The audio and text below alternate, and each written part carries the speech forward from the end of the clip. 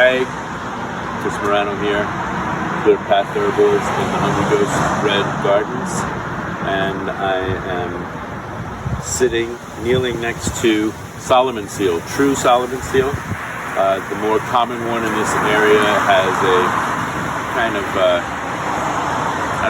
an insult of a name. They call it false Solomon seal. We're calling it plume Solomon seal, and I'll tell you the difference in a little bit. True Solomon seal is Polygonatum biflorum. It is a perennial native, and it also grows in Asia, in China, in Europe. So it's right across the globe, and the medicine is in the root. I'm just getting a little bit more comfortable. The distinguishing feature of all true Solomon seals is that the flowers and the berries, they emerge from the bottom of the stem, dangling down. In true Solomon seal, it's usually 2 berries, although they have a variation where sometimes 4 berries or 4 flowers first and then 2 or 4 berries afterwards. The false or plume Solomon seal that you often see in the woods around here, it has a plume of flowers that extends off the end. And whereas the berries here turn blue on true Solomon seal, the berries that emerge on plume or false Solomon seal are reddish. So it's very easy to distinguish once it goes to flower. But when they first come up, they look almost identical. Plume or false Solomon seal is more common around here. We use the root for true Solomon seal. It's one of my favorite medicines. I feel it is one of the most nourishing and strengthening natural native medicines we have that we don't really cultivate for medicine. There are many cultivars of this plant because it's beautiful. 2 species that we use quite often for the medicine is the biflorum and the computatum, which is a great Solomon seal. It would be 2 to 3 times the size of this, or twice the size.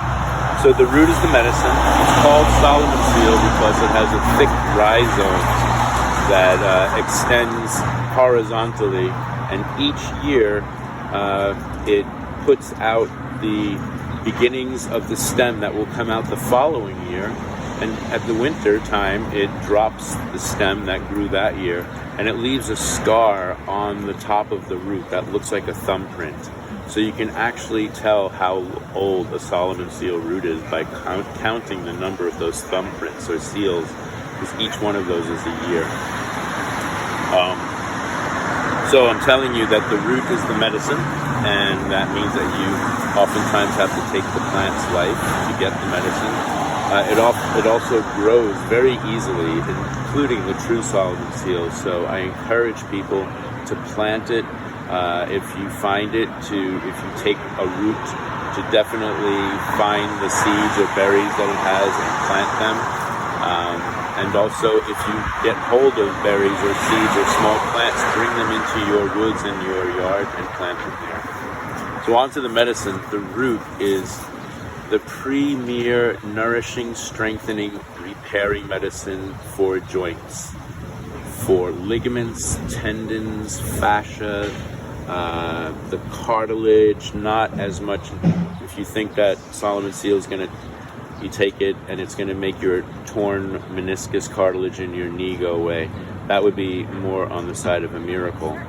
But for the joint capsule, where everything comes together, the muscle, the tendons, the bone, the ligaments, the cartilage, the bursa, the fascia, if it's injured, if it's weak, if it's getting old and brittle, Solomon seal is nourishing, it's repairing, so very useful if you're recovering from joint injury or wear and tear. It's also nourishing and strengthening if you're just trying to bring it back to health and give it some extra strength that goes directly to the joints. So, in my estimation, this is the #1 herb for that. Anywhere on the planet, I would reach for Solomon seal first. I even make an oil out of this to put in massage trauma oil to the affected area so that the medicine from Solomon's seal can drive directly down into the joint that's injured. Not only that, though, it's strengthening to all mucous membrane tissue, especially if it feels like it's dried out and brittle. The energetics of Solomon's seal are neutral in terms of temperature, but moist in terms of dampness, or damp in terms of moisture. So very useful for dried out, atrophic, brittle, desiccated, older kind of wear and tear injury in the mucous membranes, in the skin, but also in all of the organs that you would feel that you would want to be nourished and more moist, like the lungs and the digestive system, the intestines and the colon, the kidneys and the bladder. Also, it strengthens the nervous system, so very useful in formulas for people who feel burned out, tired, or if they've gotten really wiped out by an illness and it's just taken the life force out of them. Solomon feels very useful. Can't say enough about it, but you get the gist of it and understand that it's very useful right across the board for deficiency and injured issues, especially of musculoskeletal system. So I use it a lot, and that's why I'm always encouraging people to plant it, because it's not a hard plant to grow. It'll take off on its own, and it used to be native here, so we might as well bring it back. I'm not going to spend as much time on these plants because I'd like to introduce you to more, so I'm going to move on.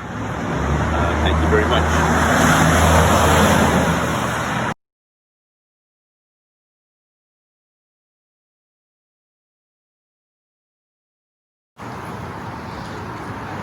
Hello, this is Chris Marano, standing next to a beautiful, stately black cohosh. Black cohosh, scientific name these days has been changed to Actea racemosa. I liked it better about 15 years ago when it used to be called Cimicifuga racemosa. It had a very nice ring to it. But they're always changing scientific names around, so no big deal. The plant doesn't care. It doesn't really even know its name is black cohosh. This is native. It's also found in China, so it's another one of these plants that has cousins that are virtually identical that are going right around the globe. This plant is ideally found natively in woodlands. It likes good earth, but it's also tolerant in not so great earth. It can grow near ginseng and golden seal, but it also can grow near plants that ginseng and golden seal will just turn up their noses at. It's tolerant, so this plant becomes very easy to grow, even in open, sunny conditions. It's just, if you read the literature, it's going to say, this is a native that grows in woods, but I grow it out in open sun. This is about as open as it can get in a clear, sunny day, and it's doing just fine. So you can bring this into your garden. It spreads.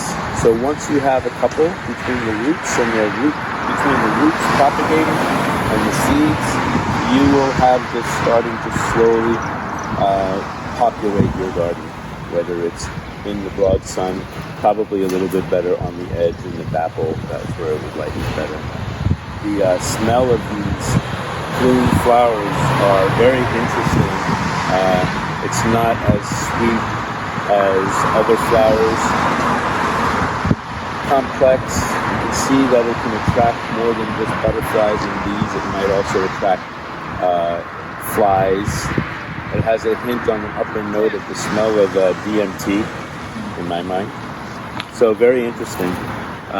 The root is the medicine, and the root is big and black, and the rhizome gets gnarly. So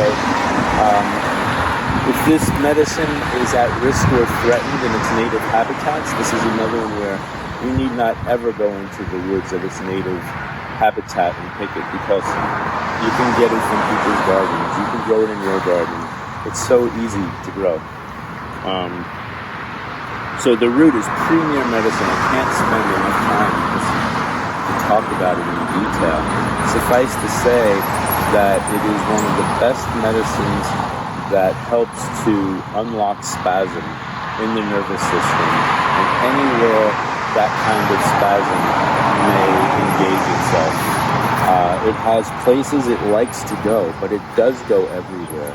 It's most famous probably in the West for its connection to the female reproductive system.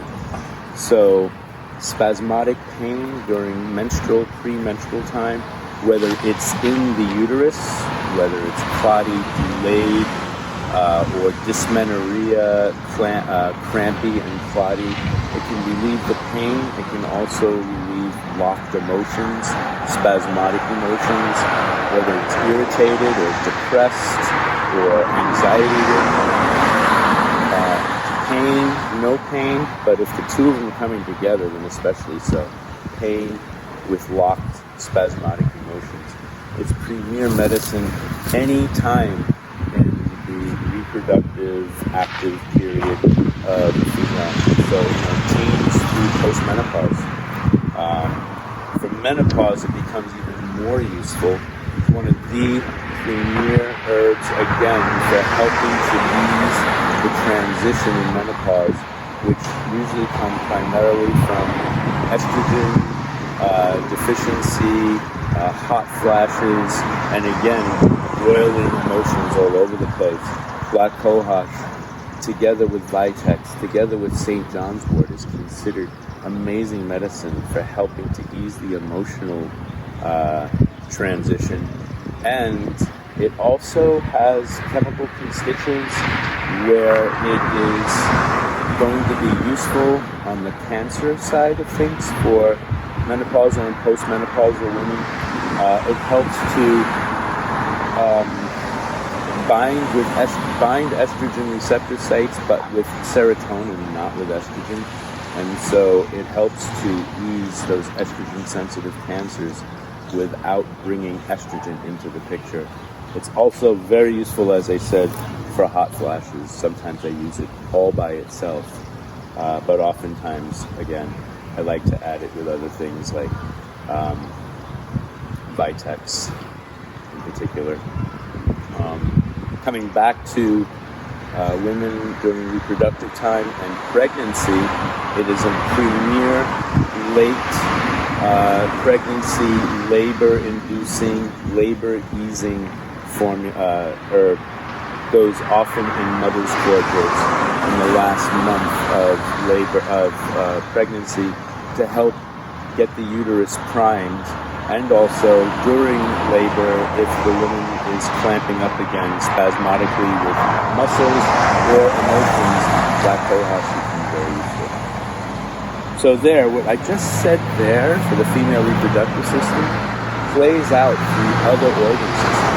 That same clamping and spasmodic action, which in Chinese medicine is considered liver wind, it is very useful directly through the nervous system, helping to alleviate symptoms of that come and go, tics, tremors, twitches, all the way up to being useful in seizure medication, but also nervous pain, fibromyalgia, palsies like Bell's palsy, any nervous system complaint where it feels like it's of a windy, spasmodic, coming and going, twitchy combo, black cohosh, excellent.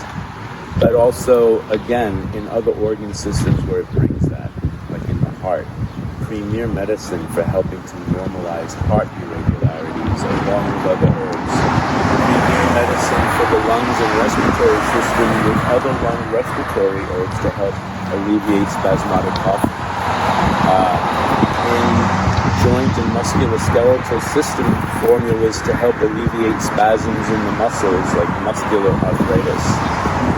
And in the nervous system, I oftentimes will put it in anti-depression and anxiety formulas where we call it gloom and doom or black cloud depression, where it feels like a cloud just comes down suddenly and it's all dark and depressing. And black cohosh helps to lift that and blow that away.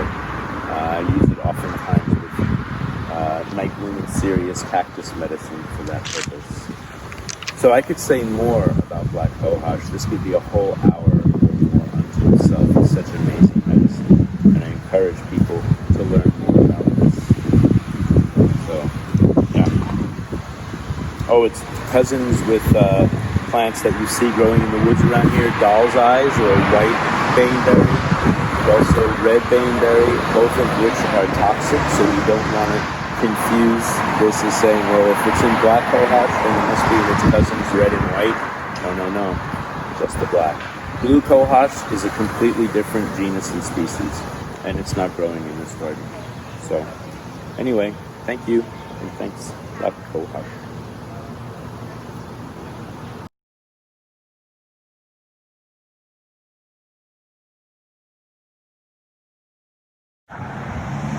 Hi, Chris Marano here at Hungry Ghost Bread on a Sunday, trying to talk over the traffic going by, and I'm finding this seat right here, and I'm going to sit here for 3 herbs, but I'm going to talk about them one at a time. So first, to my left,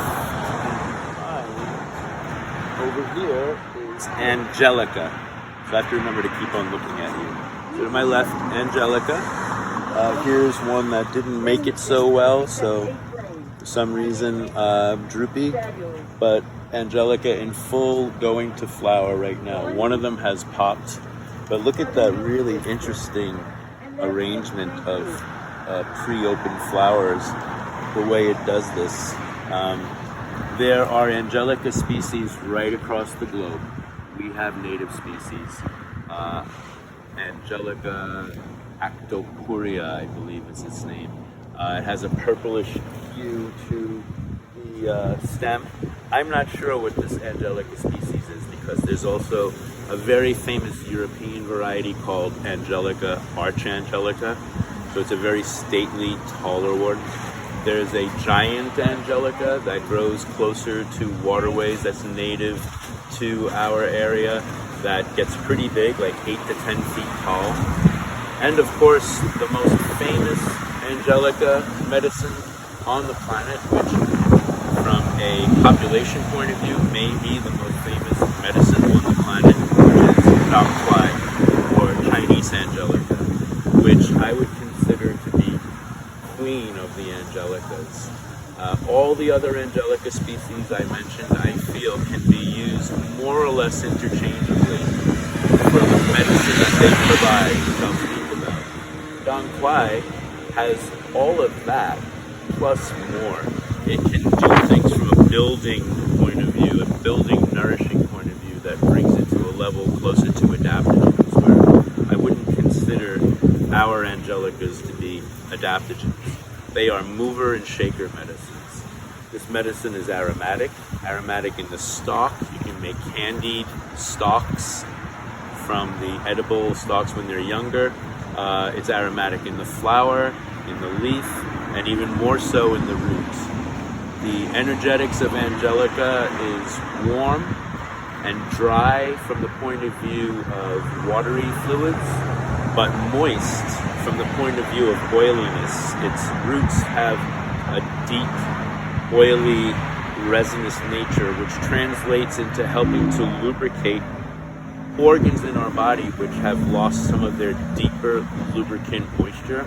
I often liken it to if your leather, whether it's your leather upholstery or a baseball glove, is losing its pliancy, you're not going to put it under the sink and pour water on it. You're going to rub oil in it to help bring its luster and its strength and its elasticity and pliancy back. And that's the kind of oily moisture that I'm talking about, not on the phlegm area and the watery aspect, which is more like helping to move the water along there so it doesn't get bogged down, which would be a drying agent, right?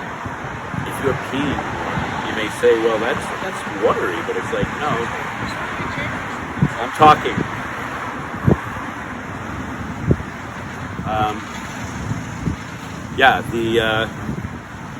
The watery nature, I'm talking about digestive fluid, Like if you're feeling bogged down and stagnant or swampy, taking this medicine can help to move through congested digestive issues so that you don't have what the Chinese would call damp spleen, or what we would call stagnant digestion, making it a superior carminative.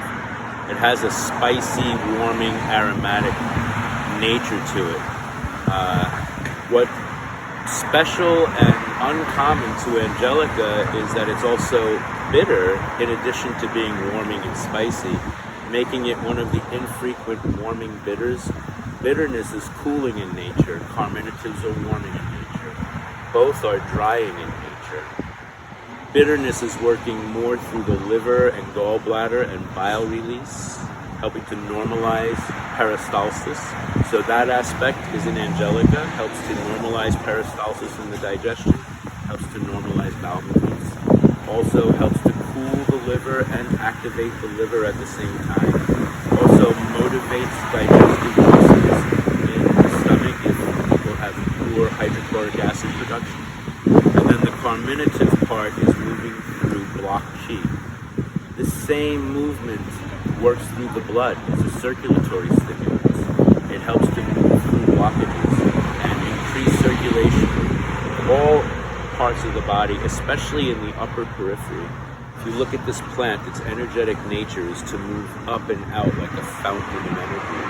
And if you're feeling like your blocked energy is sinking and it's sort of coagulating and amassing down in the lower parts of your body, then Angelica can help not only to motivate it, but to move it up and out through the lungs, through circulation, through stronger heartbeat, through more energy coming up to the brain and the mind and the consciousness, and making it more opened and enlightened. I use it in nervous system depression formulas. I use it in formulas to help break through blockages in the joints that could lead to arthritic pain. I use it in formulas of congested lungs that feel damp and bogged down and can use a warming agent. I use Angelica in formulas to help people who were feeling congested and also were worried that they might get way too congested if they were to contract COVID. And in my estimation, Angelica would have been a great herb in those immunotonic formulas to make sure that the lungs always stayed strong and vital and expectorating. Spikenard falls into that category as well. Dong Quai I would use there, but I would also use our Angelica there. Where else? Female reproductive medicine, par excellence, helps for motivating poor pelvic chi circulation that leads to congested menstrual disorders like bogged down, feeling like it's stuck behind a dam, scanty amenorrhea or clotty dysmenorrhea, where you just need to move through, kind of like you would use mugwort to move through blocked chi. Angelica can also do the same thing. And as we know, Dong Quai is in China the most famous female reproductive medicine because it does that. What Dong Quai does that our Angelicas don't do is, in addition to moving the blood on a deep level and motivating the chi, it also strengthens and enriches weak blood, whereas our Angelicas are more just in the moving department. And it can do that for the mind too. Stagnant, stuck, mental, brooding emotions that feel like it's sinking in some kind of molasses funk. And Angelica can just like pop through that. I really like Angelica a lot. It's also an amazing aromatic flavoring agent. It's the main ingredient in Benedictine brandy. So they were using it for its medicinal properties too. It just went on to become incredibly famous as a cordial. So yeah, again, I could talk more about Angelica, but that's the gist of it. And that's about all I want to say about that. Thanks.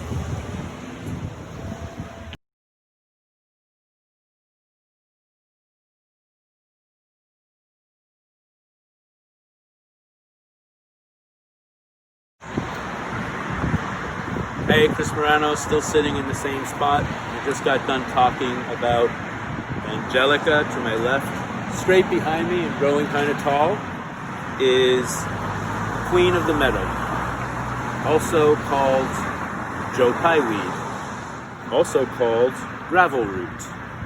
There's honeybees landing all over me. I think they like the sweat. So multiple common names for this plant. Its scientific name, depending on the species, it's Eupatorium graveolens. And there you have that word, graveolens, and one of its common names is gravel root. And if you look on herb labels, you will oftentimes see gravel root. I think that's the official accepted name, common name for the medicine. This is native. It grows commonly in this area, usually along roadsides where there's dampness, irrigation ditches, a stream nearby, on the edges of swamps.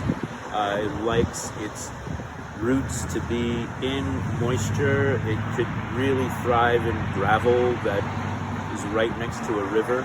But again, it's very tolerant. Here it is growing in broad sun, not near any water supply. I have it growing in my garden. It's relying completely on rainwater. And it still does fine. It's just its preferred habitat is where its roots are in the water. The root is the medicine. And gravel root, if you're thinking of how to remember the medicine, remember where you might experience gravel in your body, like in your kidneys and in your bladder.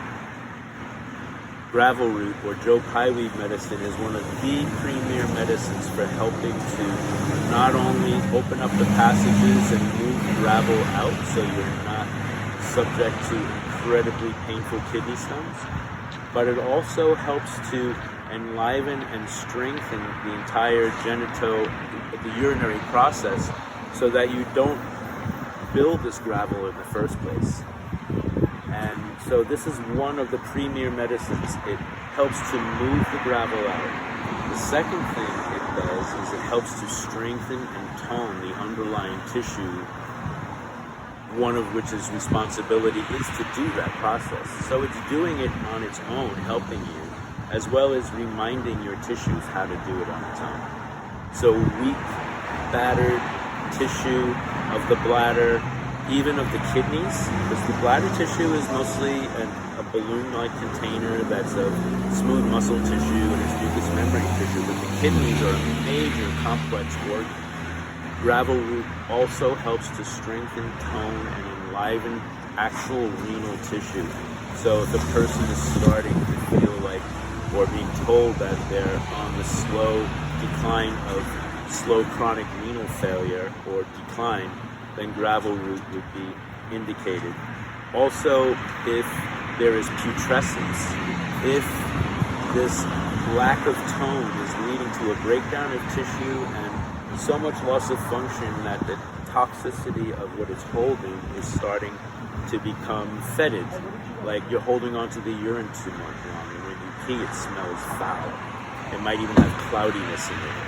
And it might even not be because of an infection. It might be just because of that. Gravel root keys even more so for that.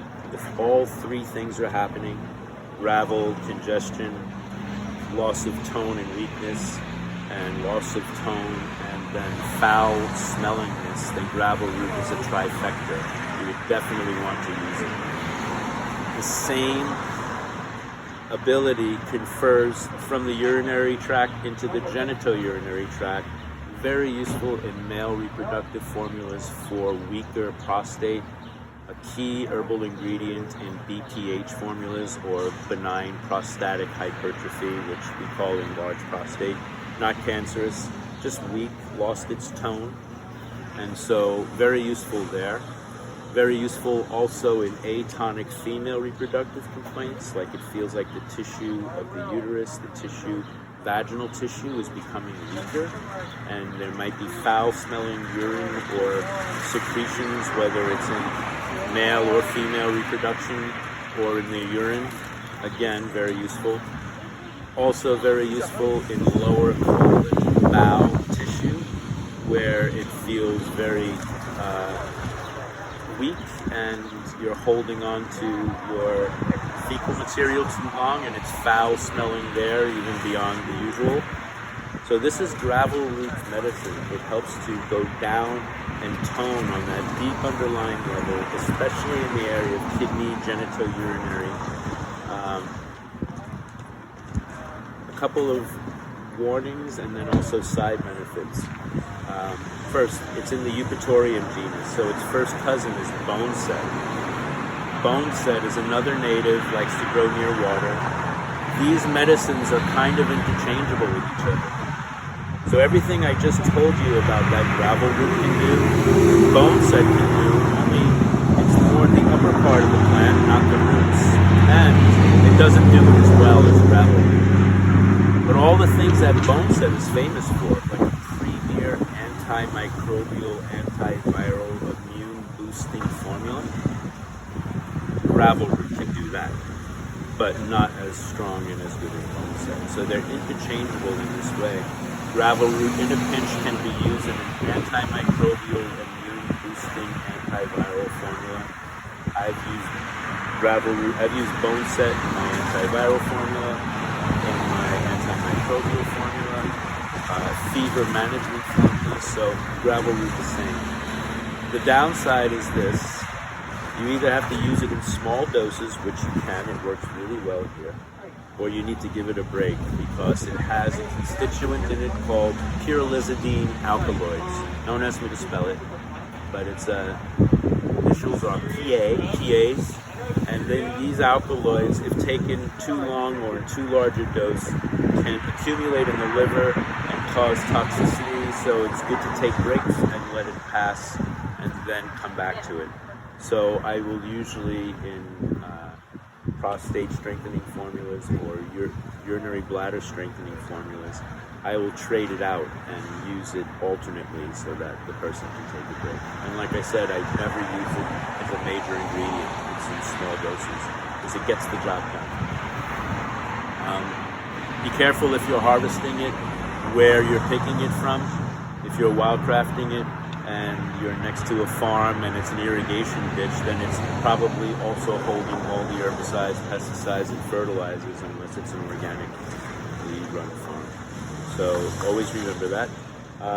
It's not endangered, it's not at risk, but you are also taking the medicine, the plant's life, when you're digging up the roots. And notice the affinity: grows in gravel, grows near water. Key affinity is for kidneys, which are the most water-connected, influencing organ in our body, and especially when it has to do with gravel and stones. So it's a signature of the plant. That's what I want to say about that one. Thanks.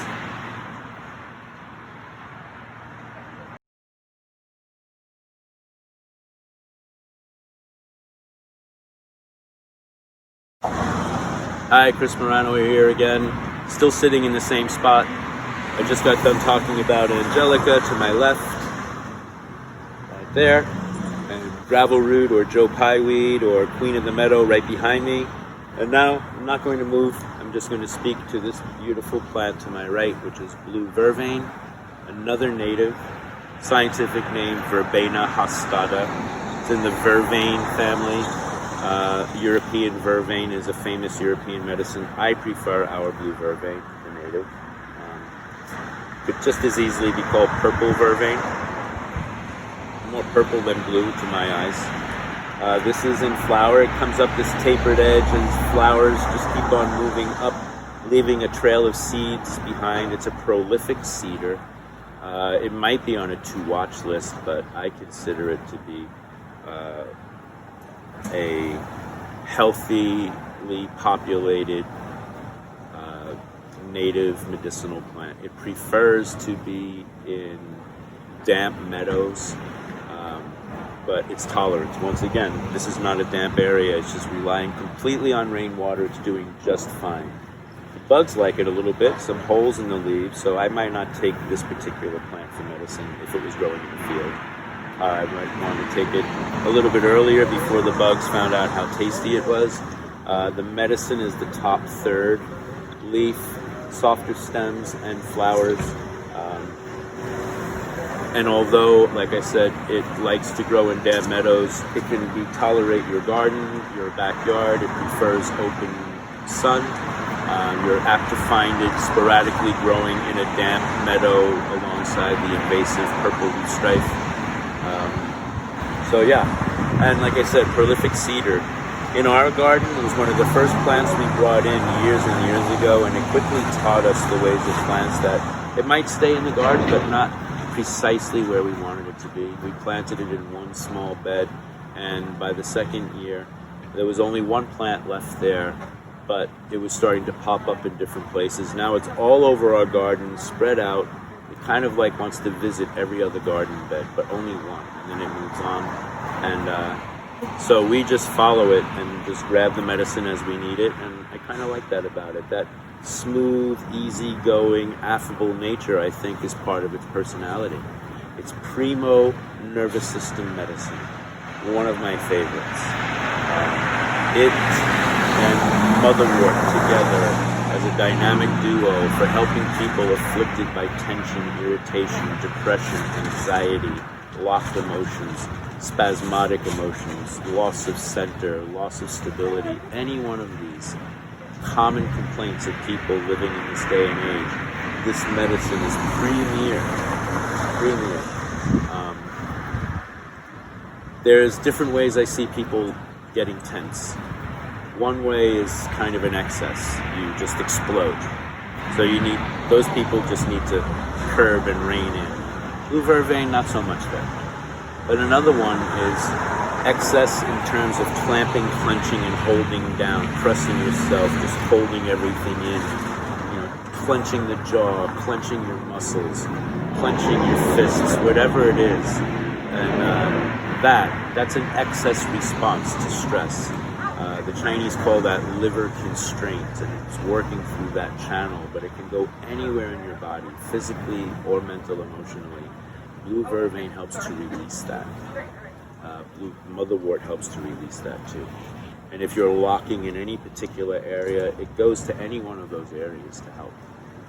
The other one is not necessarily from excess or deficiency, but it's a loss of center, a loss of stability, a chaotic kind of randomness that's making you feel like you've lost your center. I talk about it as like the ambassador voice that's in you that you feel is like you under the calmest, clearest, most stable of conditions. The neutral position on the clutch. You want to not grind from one gear to another, but come back through neutral. Blue vervain helps to reinstate your ability to go through and to that neutral ambassador position. So if you're spasmodic in your moves or emotions and you're all over the place, nervous system, mental, emotionally wise, blue vervain can help to bring that anchor and make those winds blow away. Also, if it's physical, like you're getting tics, tremors, physical pains that are coming and going, blue vervain, very useful there as well. Mental, emotional, and also physical. There's a third way. Third is, I am feeling depressed, tense, anxiety-ridden because I'm deficient. I don't have enough energy. I don't have enough nerve force. Blue vervain is also an excellent nerve tonic for weak, burned out, played out emotions, overly using your nervous system force for so long that it feels like you lost your juice and your vigor and your nerves have lost their ability to stay sharp.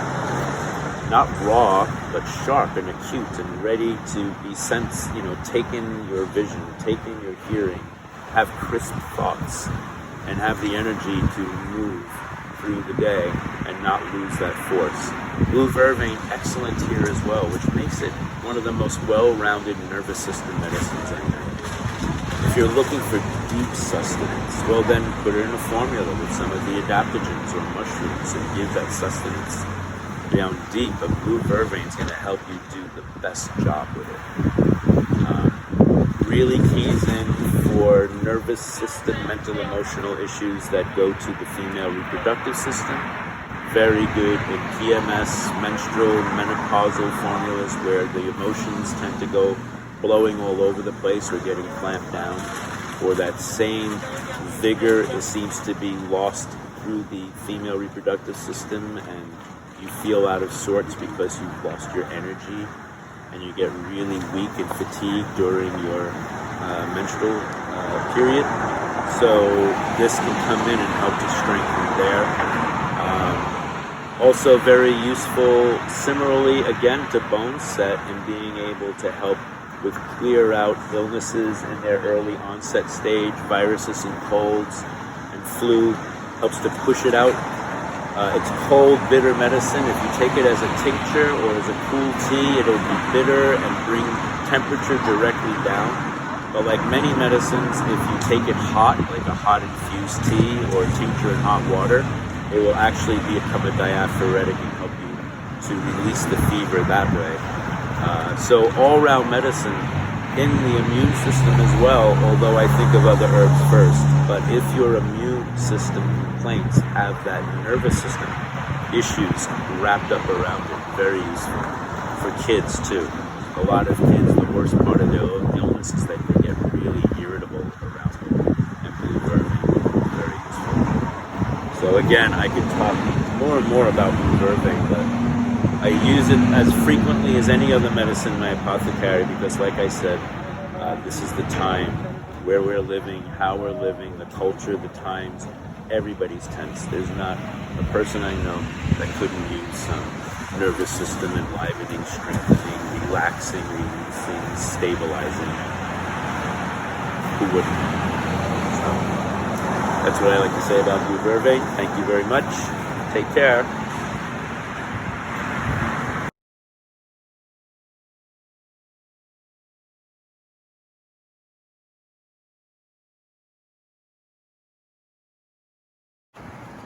Hi, Chris Marano again. I was sitting here speaking about Osmunda regalis or royal fern, but I like the seat here. I'm not going to move. I'm just going to point over to the plant growing to its left, my left, that has beautiful red flowers. This is cardinal flower, or a type of lobelia. There are several types of lobelia, all of them native. We brought the one into the garden that was most strikingly beautiful, cardinal flower, which right now being August 2nd, if you are going on any hikes down near riverbanks or lake banks, you might be seeing cardinal flower growing up. It's very striking. You might actually think somebody left a bright red ribbon there until you get closer and you see that this is the plant, and it's native.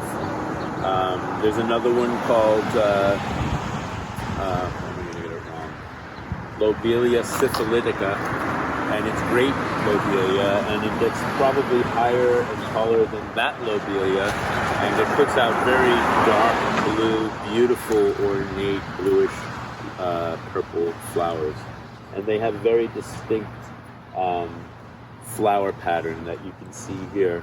The medicine that we use is actually the smaller, less showy lobelia called Lobelia inflata, or common lobelia, or pukeweed.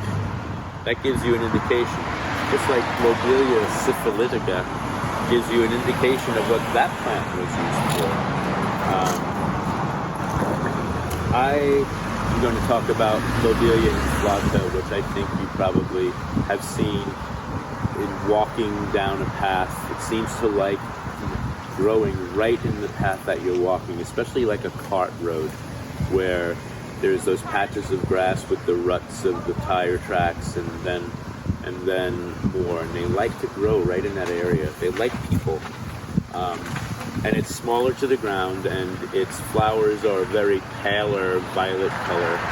The medicine is in the entirety of the upper plant, leaf and stem, and especially seed pods. If you wait for the pods, you could make the medicine exclusively from the pods and the seeds therein. This is one of those medicines that herbal teachers like to take out a little bit of sadistic lesson pleasure for students who insist that all lessons must be learned viscerally and experientially, and we say, okay, well then, let's see how you do with lobelia. And you just tell them to take a pod, fresh or dried, and stick it in their mouth and suck on it for a few seconds, and then spit it out. And for the first few seconds after that, you're like, what's the big deal? They're trying to pull a prank on me. But then you'll get that telltale feeling of salivation in the back of your throat that usually means that you might be getting queasy and nauseous and vomit might be coming down the line. Lobelia goes there. It does that. Some people have more of a tolerance to it. You can build a tolerance to it, of course. It's medicine that also, if you were to look in the literature, is always going to have exclamation points and maybe a skull and crossbones next to it and say, caution. This plant has been, stories indicate that this plant can induce coma and death. And the answer to this is that's wrong.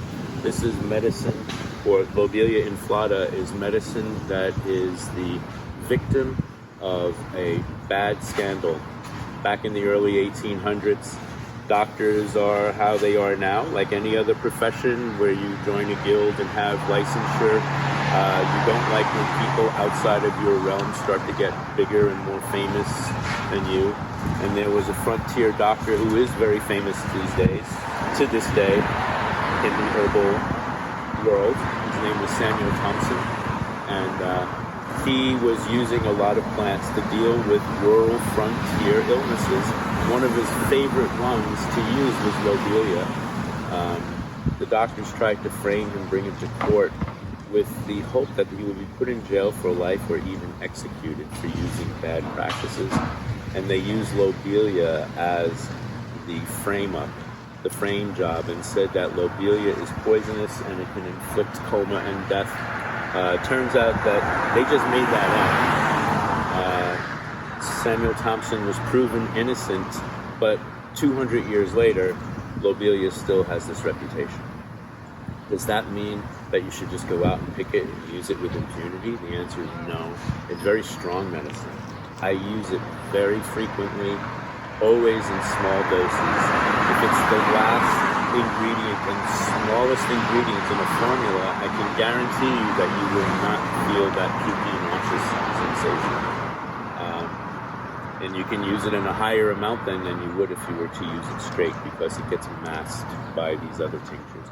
You can also dilute it in water and take a dose of a higher amount in smaller sips over a short duration of time, and then you won't have that feeling. I call lobelia queen of the antispasmodics.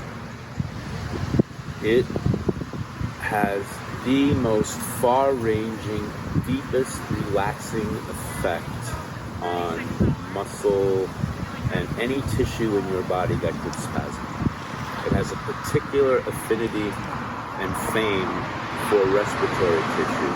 That's why it is one of the most common key ingredients in asthmatic inhalers.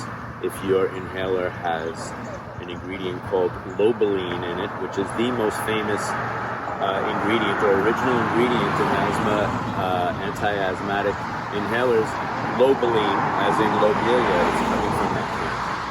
So it can short circuit asthmatic attacks. It can also keep it relaxed on a more enduring level, so that you can have it in not only an acute respiratory issue, but also in a more of a constitutional to keep it relaxed. Lobelia always works first, especially if you take it in a larger dose, by exciting and then relaxing. And the truth is it could put you into what looks like a coma, but it would be an incredibly deep, relaxing sleep. It has been used by eclectic physicians in the 1800s, probably into the early 1900s. We don't use it this way because of liability and the fact that we have 911. But if someone were to go into a seizure that was not letting go, like locked in the seizure, it happened once to our dog that I used to own, and the vet decided to help us get a couple of more weeks of life out of it. by giving it sodium pentothal, which gave it a deep relaxing effect to the level of coma. But then it wears off and you wake up. Lobelia can bring you, first you'll puke, you might even soil yourself with the relaxing that happens, but then you drop into a deep, deep sleep and it resets everything. It unlocks at the deepest part of your nervous system and can reset. So, like I said, I would not, and I have not used it here, but I shouldn't say I would not. If somebody dropped in front of me and there was nothing else to be done, and there was no way I could get a hold of emergency help, and I was forced to use right there, then that's what I would do. But in the meantime, I use lobelia in any formula where relaxation has to happen. I even make lobelia oil and add it to my massage trauma blends, which I have solid seal in, and anti-inflammatory and warming agents. And lobelia helps to relax body armor. Any massage therapist will tell you that some people hold a lot of tension right in their skin, and their skin isn't elastic and pliable like dough. It touches together, and they're holding tension in there, and they just want to relieve the muscle tension right in that surface muscle, and lobelia does that. And I use it as a harmonizer in formulas to help bring herbal, to make spasm throughout the nervous system go away, so that other medicines can get to where they need to go faster, especially if a person is of that kind of constitutional nature, or they find themselves in this kind of spasmodic, locked situation for a while. I would use lobelia there. Also, a lot of people down Appalachia way, when they're trying to get themselves out of the way, healers, when they're trying to get themselves out of the way and get more into a trance state to be able to understand the situation, they will smoke lobelia. It's also called rabbit tobacco sometimes. And that helps to clear the mind. It has a very clearing, spacey effect in smoking mixtures. So, yeah. And again, that's lobelia inflata. I've been talking about one of its first cousins, lobelia. I've been talking about lobelia inflata. Here to my left is lobelia, the cardinal flower, and its name is escaping me right now. It's scientific. So thanks.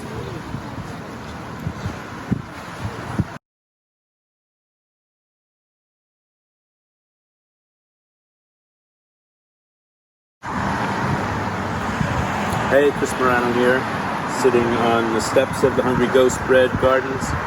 Next to me on my left is a fern, obviously, you can see that. You might think that this fern just volunteered here, but we planted it. This is royal fern, or Osmunda regalis. You'll see the print in the title card. Osmunda regalis, as in royal, regal.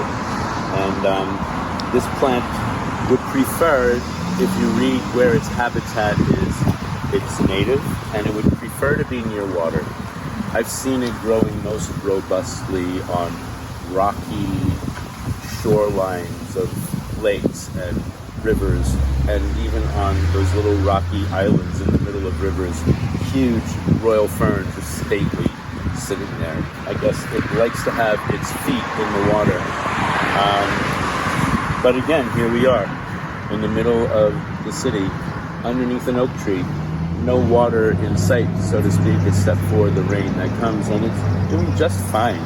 And in fact, you can find this plant for sale in almost any horticultural nursery in this area. You see it at Wanzik's, they probably have it at Hadley Garden Center. I'm sure they have it at Nasami and New England Wildflower. Well, maybe not wildflowers, because it's a fern, it doesn't have flowers, but it's a native, so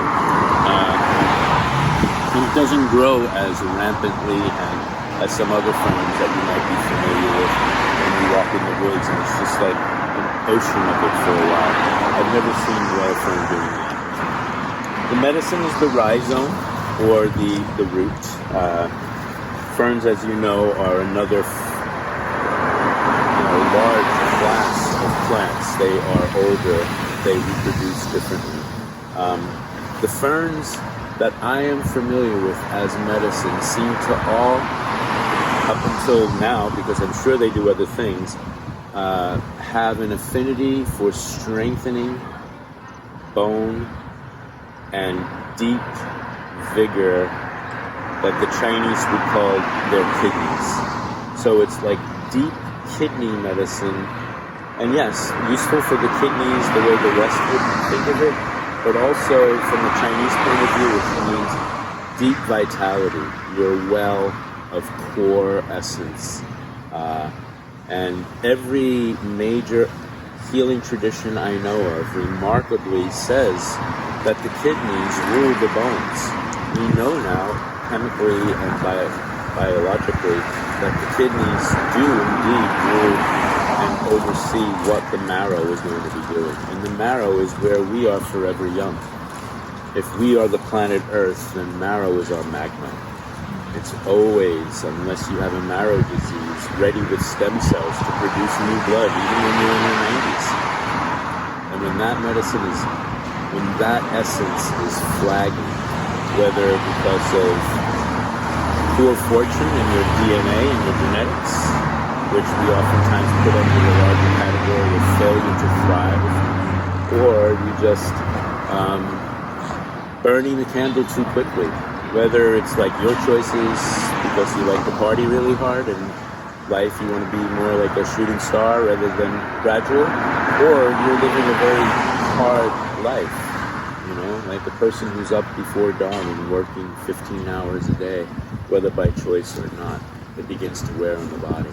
If you look at people of former generations in the United States working hard in rural times, the life expectancy was lower. And when you looked at people, they aged a lot quicker. And having essence to remain keeps the aging process at bay. So you can see reflected in people the way they live, they were using their juice up faster. This helps to put it back. One of its nicknames is lumbago break. Lumbago means lower back ache that's always there. And the Chinese say when you become really deficient, that you feel weak and achy in your support joints where gravity is working more, lower back and hips, knees, ankles.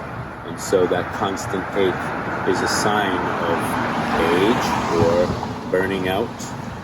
This medicine, the root, helps. And Matthew Wood, a very, very famous herbalist contemporary, I encourage you to read his books. They're marvelous reads in addition to being super informative. They're greatly, vastly entertaining. He speaks about being able to use the upper part of the plant for the medicine. And in fact, even just dipping the medicine in the water as you would with a flower essence for a day or so, and then removing it and drinking that water, very useful. I use this medicine sparingly because I want to see it coming back into the wild more. And also there are other medicines that can help with strengthening that deep kidney bone ache. There's another Chinese herb, a fern that is premier for that called Drinaria. It's a fern, a basket fern that grows in the crooks of trees in the tropical rainforests and subtropical rainforests of southern China and Indonesia. And they use that medicine similarly. And the Chinese will also say that the color black has an affinity for kidney medicine. And the roots of most ferns, including Osmunda, as well as the Drinaria, their roots are very black. So, beautiful medicine. Lovely, and I'm glad we brought it here because it's obscure and it needs to be brought back in. Because a lot of people are burning themselves out and going to get achy in their lower back because they're working too hard. Okay, that's what I wanted to say. Thank you.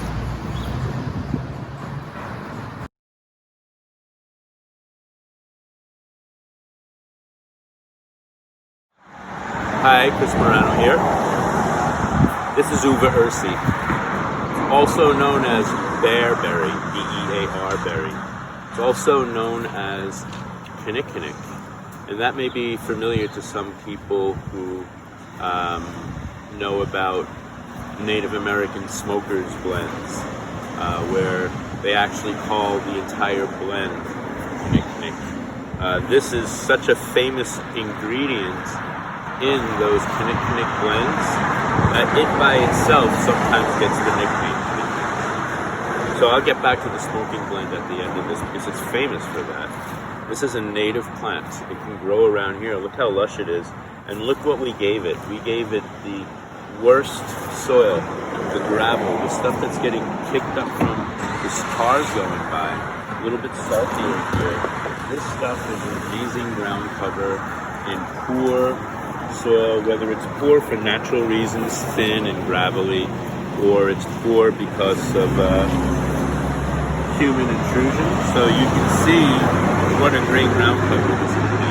And then it'll eventually put out flowers, and then these beautiful berries can also be added to the medicine. Its scientific name, a little bit hard to pronounce, Archiscaphilos uva ursi. And ursi means bear, as in bearberry. So this medicine is very astringent, has a lot of tannins in it. And medicinally speaking, it makes a beeline, has a strong affinity for the kidney, genitourinary tract, the bladder especially. It's one of the premier herbs for both being antiseptic to genitourinary tissue from the kidneys, through the ureters, down into the bladder, through the urethra and out. It's toning, it's antiseptic, very useful for urinary tract support formulas where you're trying to prevent or combat a urinary tract infection from any direction, whether it is bacterial or fungal, or, well, those are the two main ones.